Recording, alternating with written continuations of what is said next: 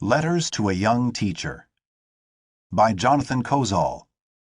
Narrated by David Drummond.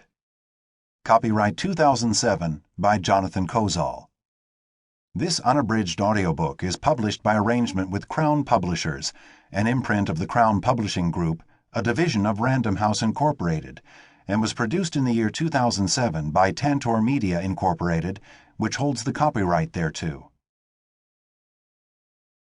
Chapter 1. A Life Among School Children. Dear Francesca, I was very happy that you wrote to me, and I apologize for taking 2 weeks to reply. I was visiting schools in other cities in the first part of the month, and I didn't have a chance to read your letter carefully until tonight. The answer to your question is that I would love to come and visit in your classroom, and I'm glad that you invited me. I'd also like to reassure you that you didn't need to worry that I'd think your letter was presumptuous. I like to hear from teachers, and as you have probably suspected, I feel very close to quite a few of them, especially the ones who work with little children in the elementary grades, because those are the grades I used to teach. I think that teaching is a beautiful profession, and that teachers of young children do one of the best things there is to do in life: bring joy and beauty, mystery and mischievous delight into the hearts of little people in their years of greatest curiosity. Sometimes when I'm visiting a school, a teacher whom I may have met once when she was in college, or with whom I may have corresponded briefly, or a teacher whom I've never met but who's read one of my books and feels as if she knows me, sees me standing in the corridor and comes right up and tells me, "Come and visit my classroom." Sometimes she doesn't give me any choice.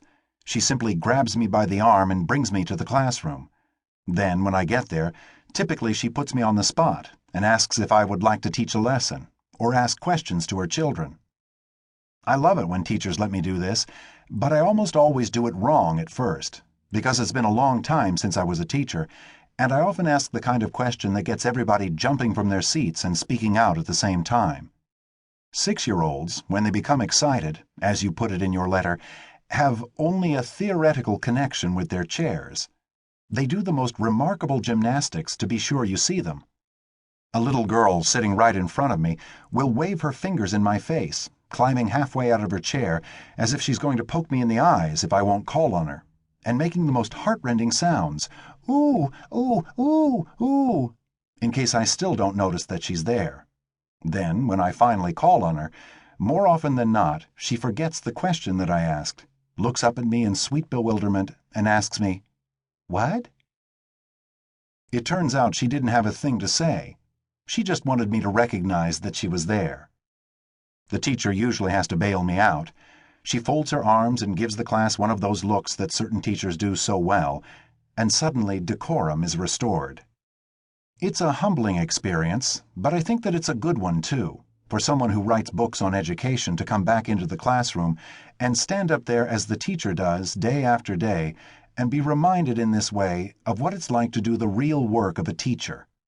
I sometimes think that every education writer, every would-be education expert, and every politician who pontificates, as many do so condescendingly, about the failings of the teachers in the front lines of our nation's public schools ought to be obliged to come into a classroom once a year and teach the class, not just for an hour with the TV cameras watching, but for an entire day, and find out what it's like. It might at least impart some moderation to the disrespectful tone with which so many politicians speak of teachers.